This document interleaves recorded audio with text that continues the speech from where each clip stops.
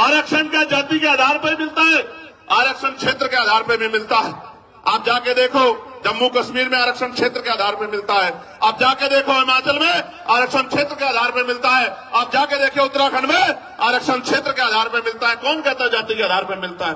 आरक्षण उनको मिलता है जो पीछे रह गए हैं, जिनका प्रतित्व कम है। और इस देश का मैं गारंटी से कहता हूं, कास्ट सेंसस करा के आप लोग डेटा उठा के लाइए, आइए डिबेट कीजिए और बताइए आपकी संख्या कम है। मैं गारंटी देता हूं, मैं चंद्रशेखर आजाद जो लोकसभा का सदस्य है और आजाद समाज पार्टी भीमान में कार्यकर्ता में वचन दे कहता हूं, अगर किसी विभाग में आपका आरक्षण कम हुआ, चाहे वो विधानसभा हो या लोकसभा हो या कोई भी विभाग हो, अगर आपका आरक्षण आपका प्रतिशत कम हुआ, मैं वचन देकर कहता हूं कि दलित पिछड़ों की लड़ाई को पीछे छोड़ के पहले आपकी लड़ाई लड़ने का काम करेंगे। इस बात का मैं आपको विश्वास दिलाता हूं। मैं संविधान को मानने वाला व्यक्ति हूं, न्यायप्रिय व्यक्ति हूं, इसलिए आपसे कह रहा हूं, तो मगर सच का सामना तो करना ही पड़ेगा।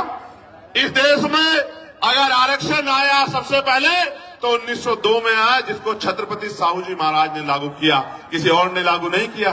कुर्मी वंश के छत्रपति साहू जी महाराज ने लागू किया, उससे पहले तमाम न्यायप्रिय लोगों पे था अवसर, उन्होंने लागू नहीं। इस देश में अगर वोटिंग राइट मिला, इस देश के बहुसंख्यक लोगों को, बालिग लोगों को वयस्क मताधिकार मिला, सार्वभौमिक मताधिकार मिला, इसका श्रेय अगर किसी को जाता है तो वो बाबा साहब अम्बेडकर को जाता है। आपको इतिहास पढ़ना चाहिए। 1919 से पहले इस देश में बहुत कम % लोग वोट करते थे। मॉन्टेगो चैनफोर्ड सुधार समिति बनी और सुधार समिति ने नए पैमाने तय किए कि वोट देने का अधिकार उनको मिले जो जमींदार हैं, जो भूमि जिनके पास बड़ी संख्या में है, जो लगान देते हैं, जो टैक्स देते हैं, जो बहुत पढ़े लिखे हैं, जो पूंजीपति हैं, जिन पे व्यापार है।